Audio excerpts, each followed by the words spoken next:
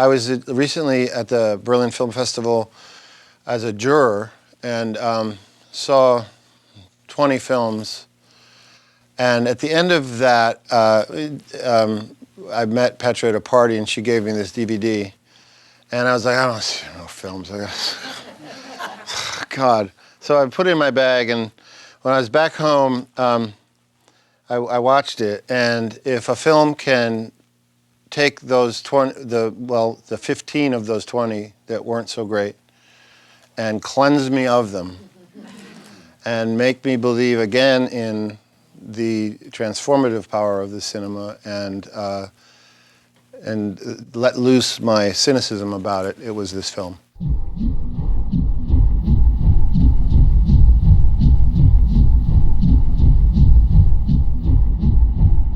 This is not a film, a regular film that you go there and watch a story or a documentary on something.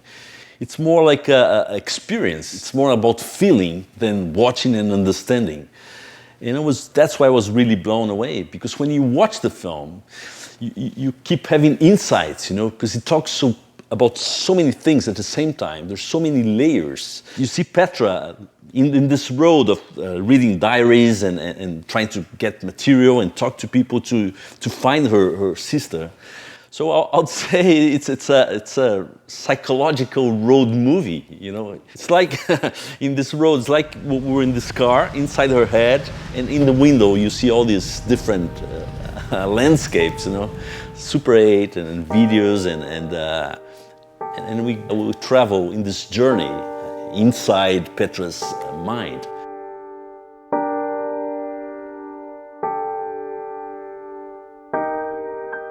I like the way the cinematography goes in and out of clarity.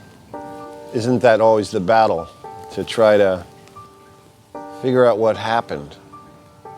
It's always a mystery to go into the past and try to figure out what the actual truth is. And what you find is that there is more than one truth. I think when people read documentary, they think about TV shows that with a voiceover explaining things and lecturing you on different subjects.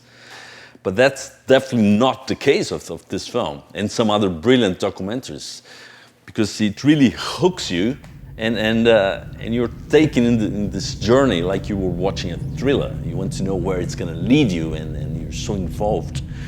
The experience is very emotional, especially in Elena. I was very activated, It's like I was having insights every minute, The film was giving me ideas and bringing me ideas and feelings all the time. It was that's why I thought this was the best film I've seen in the last 2 years. Let's say, I don't really mind a documentary touching me like this in really the past 10 years. I've seen some great documentaries, but not as good as this one in this decade. Part of the reason I want to support the film is because I know it's not a slam dunk on,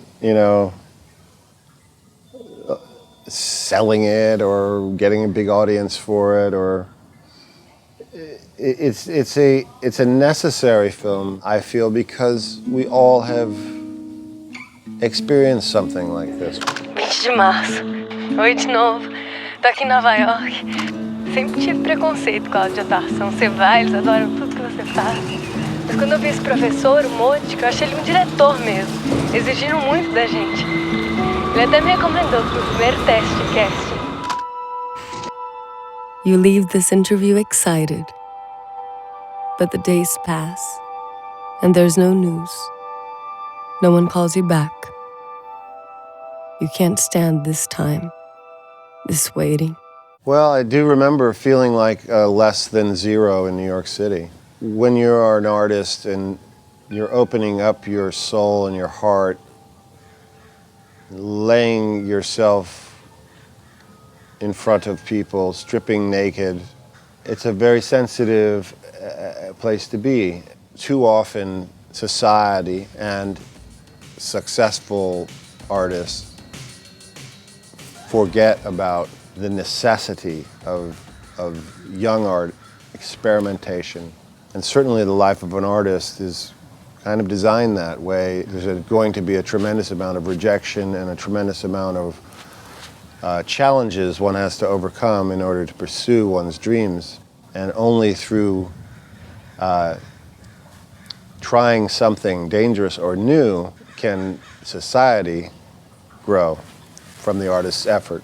I'm a big fan of Malik, and I think it has a bit of his feeling in the film, because it's very emotional, like all his films. Talks about life, about why we're here and the meaning of our existence, and very strong images. It's just, yeah, it could be like a Malik documentary with the same quality, I would say, because there's some images, very powerful images that are very related to what the story is telling you. It's really.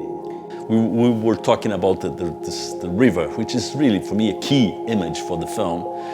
And I'm sure, I don't know if it's conscious or not, but she thought about Ophelia from Hamlet, because it's the same, this person who's getting crazy, who can't find herself, who doesn't know who she is anymore, and finally she let go in because the image is very Shakespearean, isn't it? What I think is unique about Elena, the film, is that it actually takes you to a place where you're kind of reluctant to go as a person, and kind of forces you to face your own demons and your own sadness and your own loss in a way that I think is ultimately very healthy. And when we don't deal with these emotions, it doesn't make them go away. They're there, and they lie latent and powerful, and can surprise you in the strangest moments. It's not a documentary. I think we should create this third genre of film. You can watch a feature, a documentary, or an experience film. This is more in this third category, which is experience, films that you experience, not that you... I think maybe that's what is missing. It's create this third, which is the kind of film I like better, films that you experience. I don't think it's a Brazilian film. Well, it's set in New York, spoken in English, and the experience, the main event happened in the US, but it's not an American film, because it's a Brazilian family, and I think it's really a universal film. You can't say it's a Latin film, not at all. A Brazilian film, no. It could be European. Yeah, it's really a universal. It talks to anybody in any country, in any place in the world, yeah.